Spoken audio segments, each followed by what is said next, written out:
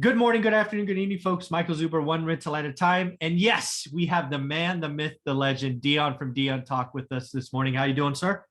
Howdy, Mike. Thanks for reaching out. I like it when you reach out a little earlier in the week before the Three Amigos. Kind of like a next to the Thursday for me. Oh, there you go. I appreciate it. I love speaking with you. So one of the things that I did, because I know you are a huge giver and an active participation on Bigger Pockets, is I just pulled up the app on my phone. Yes, I do have the app. I don't use it very often, but I went to the forums and I found a topic that I thought you and I could talk about. You ready for it? Shoot. So the question or comment was negatives to buy and hold rentals. I'm going to turn that into why buy and hold rentals suck.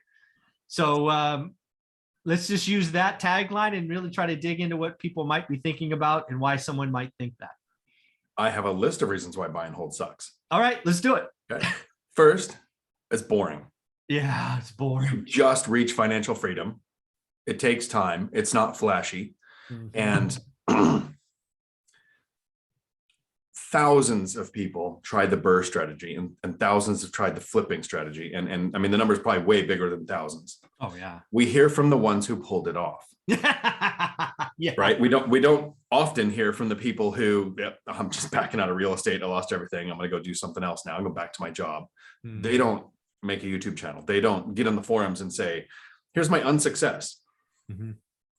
We do point out our challenges. So buy and hold sucks because the people that we are hearing from in the Bigger Pockets forums often are the ones who did 15 flips last year and lost money on one, but 14 made up for it. And so they're doing great, but they've been investing for 10 years. And they're saying anybody who doesn't do flipping is doing it wrong because look how much money I made. And if you people that have used the BRRRR method, when they're talking to me, they keep telling me that I'm making a mistake because I'm not pulling all my money back. I'm leaving money in a property. Why am I doing that? It's really boring to have to save up the next down payment and buy the next property.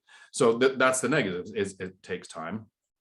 One of the statements that a really smart person I know says is, it's not get rich quick. It's get wealthy for sure. Yes. I don't know if you've heard of Michael Zuber, but yeah, that I've guy. got a bunch of quotes from him. I like that guy. Yeah. Yeah. I like that guy. And so when you're in the forums where people are trying to look for validation that what they're doing is the right way because it worked for them and they want other people to do it. Yes, if it worked for them. But if it's that extra risk, if it's that extra creativity, one of the things that's really important with one rental at a time is your first book, right off the MLS, traditional lending. Get to 4 and your life changes. Not you need 8,000 units to be Grant Cardone to even try. And if it doesn't have 16 units, don't talk to me about the property. And so I call the Bigger Pockets forum the rabbit hole because there are hundreds of thousands of comments that have good answers, right? And there's a mountain of information in there, but know your source.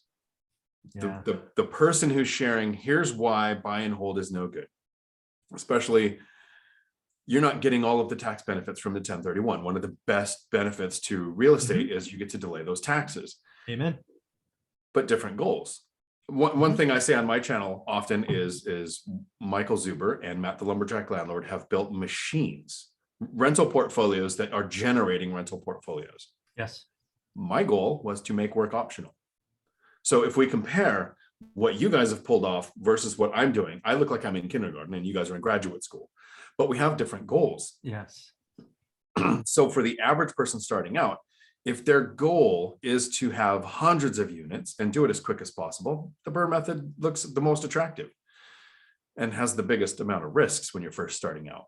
Yeah, it's full of I've been doing this a long time, so I've seen other strategies come and go. And you always hear from the folks that it seems like people want action.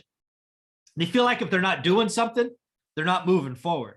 And buy and hold, like you said, right out of the gate, it's slow, right? It's boring. My life's exciting enough. I don't need extra stress. And I already know what it feels like to lose over 150 grand. I don't want to do that again. So, BRRRR was not something I did, but only after 12 years. And when I did it, it wasn't even called BRRRR. So it's crazy. There's a YouTube channel that I don't know if you're familiar with, Chris Chrome. Oh yeah, I know Chris. Okay, so I really like his strategy because it's a mix of buy and hold and flipping. So he buys the property. He wants to keep them for about 7 years. And at the 7-year mark, you want to try to do a, what do they call it?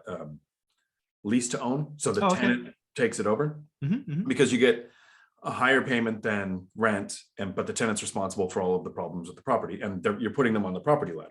Yeah, makes sense. So he has a buy and hold with an exit strategy.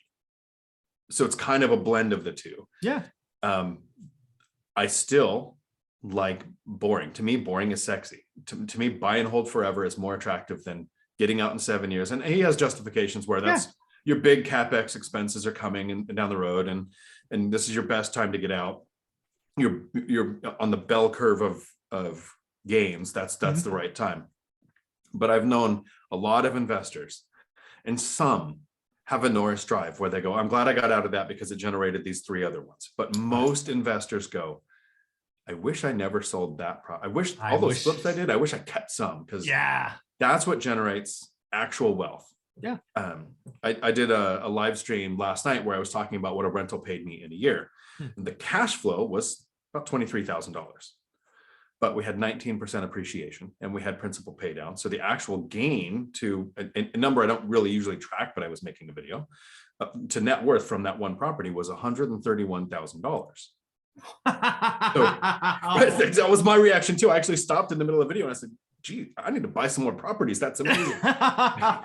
So over time, buy and hold, well, it starts out slow and it's boring. Those gains, and we don't always have appreciation of 19%. No, but we do have appreciation over a long enough timeline of around 5% consistently. That's attractive to me. That doesn't suck.